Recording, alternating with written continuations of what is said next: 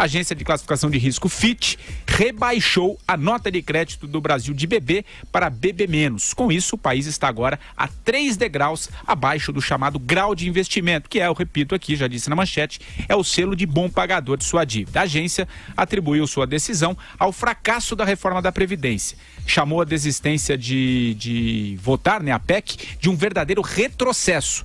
Com a revisão do rating, a Fitch passa a acompanhar agora a classificação dada em janeiro por outra agência importante, na Standard Poor's. A expectativa é que a Moody's também anuncie em breve esse rebaixamento. No dia 20 de fevereiro, a agência emitiu um comunicado dizendo que a suspensão da tramitação da reforma é ruim para o Brasil.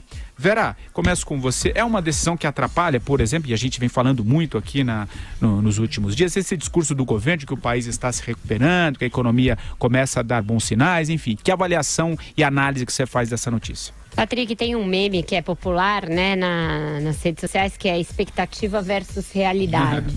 A expectativa foi a entrevista do Henrique Meirelles aqui de manhã para o Jornal da Manhã, da qual a gente vai tratar daqui a pouquinho. Na sequência. E também esse esforço que ele está fazendo, não só na Jovem Pan, mas em vários veículos, de pôr a sua candidatura na praça. E a outra é a realidade, e na qual se inscreve essa decisão da Fitch, que não é a primeira agência a rebaixar o Brasil.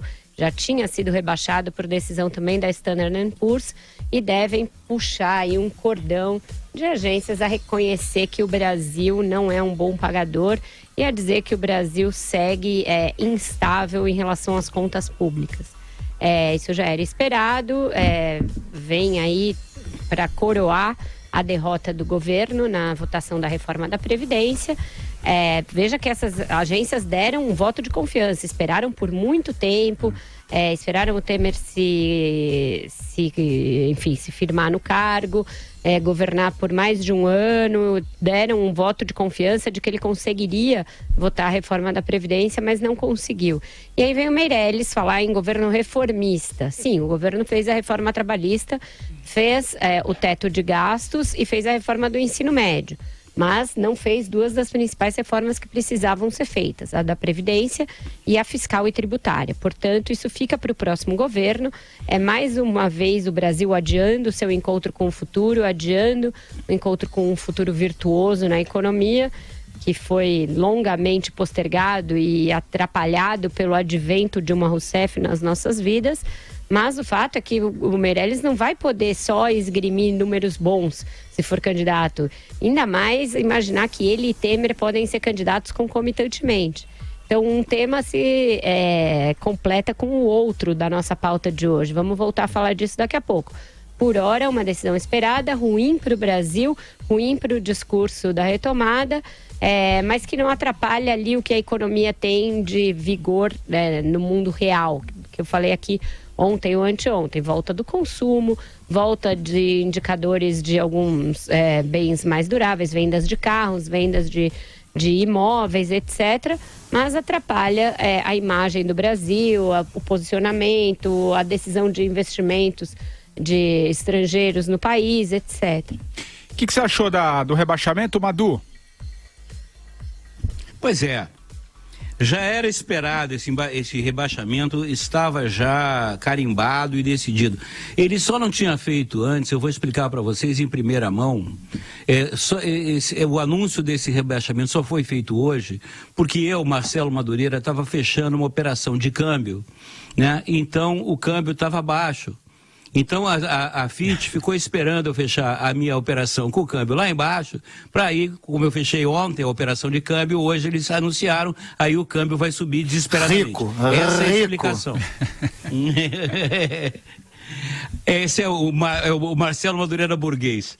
Agora, qual é a questão? Eu repito aqui no programa, a inconsistência, é wishful thinking, é um desejo que as pessoas querem, é natural, é razoável, é benéfico, que a economia se recupere. Mas isso só se dá, a recuperação da economia, ela só se dá com base no investimento em capital fixo, principalmente, em investimentos pesados de obra de infraestrutura, essa coisa arada toda, que num país onde você tem uma bagunça das contas públicas. É o mínimo que se pode dizer. Um déficit público tremendo. Você tem essa questão escandalosa da Previdência que precisa ser urgentemente modificada. A questão do corporativismo, esse troço todo. Cara, você não tem como recuperar a economia de jeito nenhum. Não adianta vender geladeira, nem fogão, nem carro. Não se faz crescimento econômico só com consumo.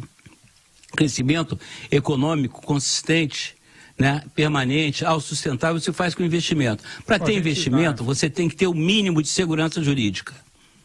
Ok?